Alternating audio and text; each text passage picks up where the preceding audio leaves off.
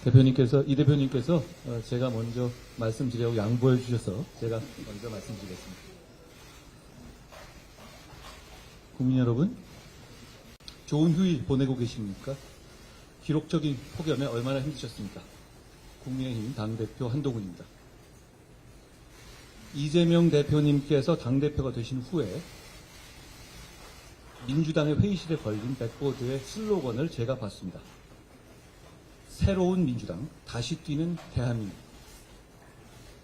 제가 당대표가 된 후에 국민의힘 회의 백보드로 건 슬로건은요, 차이는 좁히고 기회는 넓히고입니다. 과거 전통적인 기준으로 보면 오히려 양당의 슬로건이 서로 바뀐 것 아닌가 하고 생각하실 분들도 있을 겁니다. 제가 격차 해소를 말하고 이 대표님께서 성장을 말씀하십니다. 이것은 국민의힘과 민주당 모두 전통적인 지점을 확장하여 상대를 향해서 움직이려는 노력을 시작하고 있다는 것을 보여주는 것이라고 생각합니다. 여야 대표의 회담이 자그마치 11년 동안 열리지 못했다고 합니다. 대표끼리 만나지도 못할 정도의 극단적인 대치 상황이 그렇게 오래 지속되었던 겁니다. 11년 만에 열리는 이번 여야 대표 회담이 이견을 좁히고 공감대를 넓히는 생산적인 정치, 실용적인 정치의 출발점이 될 수 있을 거라는 믿음이 있습니다. 자, 이제 우리의 정치로 국민의 문제를 해결해 봅시다. 민생이 무엇보다 우선입니다. 청년의 삶에 집중해야 합니다. 지금은 아무리 열심히 일해도 윗세대처럼 잘 살 수 없다고들 하십니다. 차이를 좁히고 기회를 넓히겠다는 우리의 정치적인 다짐은 열심히 일하면 잘 살 수 있다는 희망을 복원하겠다는 것입니다. 주거격차, 자산격차, 돌봄격차, 교육격차를 줄이고 좁히는 정치를 하자는 말씀을 드립니다. 자본시장의 밸류업 정책으로 자산 형성의 사다리를 더 많이, 더 쉽게 만들어야 합니다. 금투세를 폐지하는 데 저희 국민의힘이 집중하는 것도 그런 이유입니다. 불합리한 상속세제 때문에 대한민국의 기업이 기업활동을 중단하는 상황도 막아야 합니다. 1대 99식의 국민대 갈라치기 정치 프레임은 개미 투자자들 모두가 피해를 보고 기업의 폐업으로 근로자들이 일자리를 잃는 냉혹한 현실 앞에 설 자리가 없습니다. 이 대표님께서도 금투세가 이대로는 안 된다는 인식을 갖고 계신 것을 저는 다행스럽게 생각합니다. 그러니 오늘 우리가 의미 있는 공감대를 만들어 보겠습니다.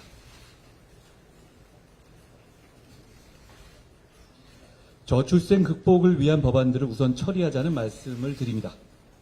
육아휴직 기간과 연령을 확대하고 배우자 출산휴가에 대한 급여 지원을 확대하며 임신기 근로기간 단축기간을 확대하는 내용의 가정양립법, 고용보험법, 근로기준법 등 저출생 해결의 패키지 3법, 그리고 인구위기 대응을 총괄할 인구전략기획부 신설이 그것입니다.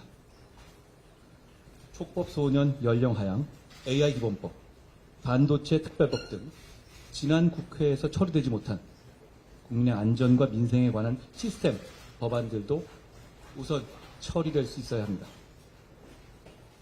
민주당은 현금 살포를 민생 대책으로 말씀하십니다만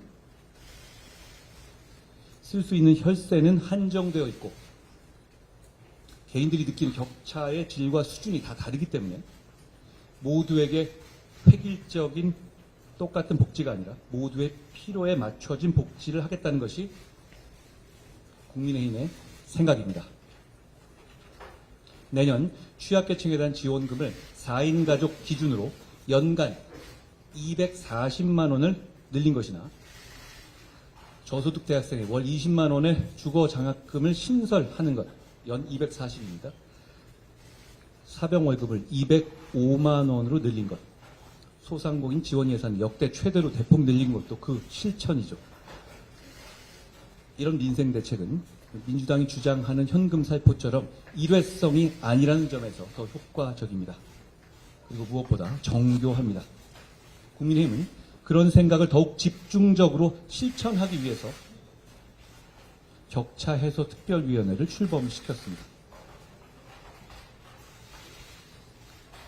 의료개혁도 결국 민생을 위한 것이라는 점을 말씀드리고 싶습니다.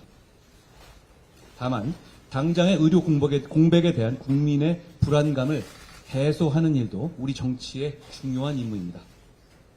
당대표로서 의료개혁의 본질과 동력을 그대로 유지하면서도 당장의 국민들의 염려와 불안감을 해소하기 위해서 더욱 노력하겠다는 약속을 드립니다. 에너지 문제 해결에는 저와 이 대표님의 그 사이에서 주목할 만한 공감대가 있는 것 같습니다. 이 대표께서 에너지 이슈를 주요 정치 과제로서 말씀하셨습니다. 저는 당대표 출마 선언에서부터 에너지 정책에서 이념의 때를 버티겠다는 말씀을 드렸습니다. 에너지 문제를 중시한다는 점에서 우리의 생각이 다르지 않은 것 같습니다. 대한민국의 저탄소 성장과 미래 세대의 먹거리를 위해서는 첫째, 저렴하게 전력을 공급할 전력망. 둘째, 세계 1위 원자력 산업의 새로운 도약. 셋째, 신재생 등 새로운 에너지원 개발을 통한 전력의 다변화가 필요하다고 생각합니다. 전력이 핵심인 AI 시대를 대비하는 길이기도 합니다. 다만 이 세 가지 모두가 정치 사회적 갈등의 진원지가 되어 왔습니다. 송전망을 확충하고 방패장 부지를 선정하고 신재생 에너지 발전의 터전을 정하는 일은 늘 사회적으로 어려웠고 정치적으로 가로막혀왔죠. 사회적 갈등을 해소하고 새로운 성장과 도약의 장애물을 걷어내는 일, 그게 정치가 해야 할 일이지 않겠습니까? 다행히도 이런 문제 해결에 대한 공감대를 여야의 대표가 이미 가지고 있습니다. 오늘 회담을 통해서 이 대표님과 제가 에너지와 관련한 이런 정치적, 사회적 갈등을 책임지고 해결하겠다는 다짐, 에너지 공동선언을 했으면 좋겠습니다. 정치개혁합시다. 불확실성의 영역인 정치에서 확실하다고 말할 수 있는 것은 많지 않죠. 그런데 이건 확실합니다. 국민은 정치개혁을 원하고 계십니다. 특히 국회의원 특권 내려놓기 정치개혁에 대해서는 진영을 불문하고 원하고 계시다고 생각합니다. 이 대표님께서는 과거 국회의원에 대한 국민 소환제를 도입해야 한다는 대선 공약까지 내놓으실 정도로 특권 내려놓기에 과감하셨던 입장이셨습니다. 불체포 특권, 재판 기간 중 세비 반납 등 이미 국민 여론이 충분히 공감하고 논의된 특권 내려놓기 개혁을 이번에는 반드시 실천해보자는 말씀을 드립니다. 그 외에도 남용되고 있는 면책 특권의 범위를 의정 활동과의 연계가 적은 악의적이고 고의적인 범죄의 경우에는 법률로 제한하는 방안도 논의해야 합니다. 현재는 헌법의 테두리 내에서 법원의 판례로서 면책특권의 범위를 정하고 있는데요. 헌법의 범위 내에서 법률로서 그 한계를 명확히 정해서 반복되는 면책권의 남용을 막을 필요가 있다고 생각합니다. 과거 이 대표님께서도 면책특권의 제한 필요성을 여러 차례 제기하셨기 때문에 양당 대표의 생각이 같은 지금이 면책특권 남용을 제한하는 추진을 하는 것에 적기라고 봅니다. 국민들께서 그걸 바라실 거라고 생각합니다. 법안의 강행 처리, 거부권, 재표결, 폐기, 그리고 재발의라는 이런 도돌이표식 정쟁 정치가 개미지옥처럼 무한 반복되고 있고 국회 탄핵 소추권의 남용과 처분적 입법의 남발이 헌법 질서를 위협하고 있습니다. 이런 악순환을 끊어내자는 말씀을 드립니다. 사실 하는 우리도 보시는 국민들께서도 모두 피곤하지 않습니까? 최근 이 대표님을 수사한 검사에 대한 탄핵이 헌법재판소에서 만장일치로 기각됐죠. 이 대표님과 민주당에 대한 수사나 기소에 관여한 검사들을 상대로 시리즈처럼 해온 민주당의 탄핵은 곧 예정된 판결 결과에 불복하기 위한 빌드업으로 보는 분들이 많이 계십니다. 이건 재판받는 한 개인에 대한 문제가 아닙니다. 사법부의 재판에 대해서 주류 정치 세력이 불복하면 민주주의의 위기, 법치주의의 위기가 오고 국민 모두가 피해를 보기 때문입니다. 곧 나올 재판 결과들에 대해서 국민님은 설령 그 결과가 마음에 들지 않더라도 선을 넘는 발언이나 공격을 자제하겠습니다. 그러니 민주당도 재판 불복 같은 것은 생각하지 않으실 것이라고 저는 기대합니다. 무죄를 확신하고 계시는 듯하니 더욱 그렇습니다. 정치개혁에 관해서 한 가지 더, 지방선거 전에 현재의 거주 요건도 없을 정도로 전 세계 유례 없이 허술한 외국인의 지방선거 투표권 문제도 개선하자는 말씀을 드립니다.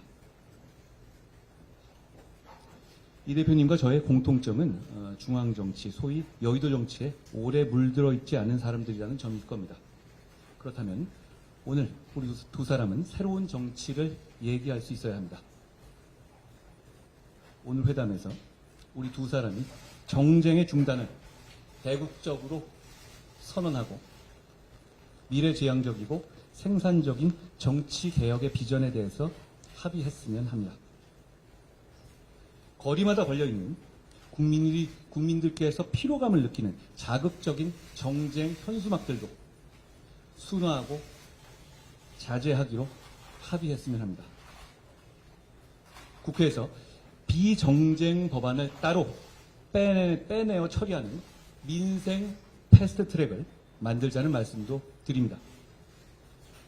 우리가 싸우는 걸 모두 멈추지는 못하더라도 어떤 경우에도 민생 법안들의 절차는 신속하고 정상적으로 돌아가게 합시다. 전쟁 중에도 밥은 먹어야 하지 않겠습니까? 22대 국회 첫 정기국회 개회를 하루 앞두고 열리는 11년 만에 여야 대표회담이니 정치보고원의 신호탄이 되었으면 합니다. 회담을 준비하면서 저희의 생각을 정리하고 상대방의 입장을 이해하기 위해서 노력했습니다. 무엇보다 당의 대표인 우리 두 사람의 역할이 중요하다는 것을 느꼈습니다. 한 달에 한 번이나 두 달에 한 번 정도로 대표 회담을 정리해야 할 것도 제안 드립니다. 국민들께서 그래도 정치가 계속되는구나 하고 느끼실 수 있게 말입니다. 저는 선당 후사가 아니라 선민 후사하자고 말해왔습니다. 오늘 국민만 생각하고 허심탄회하게 대화하겠습니다. 고맙습니다.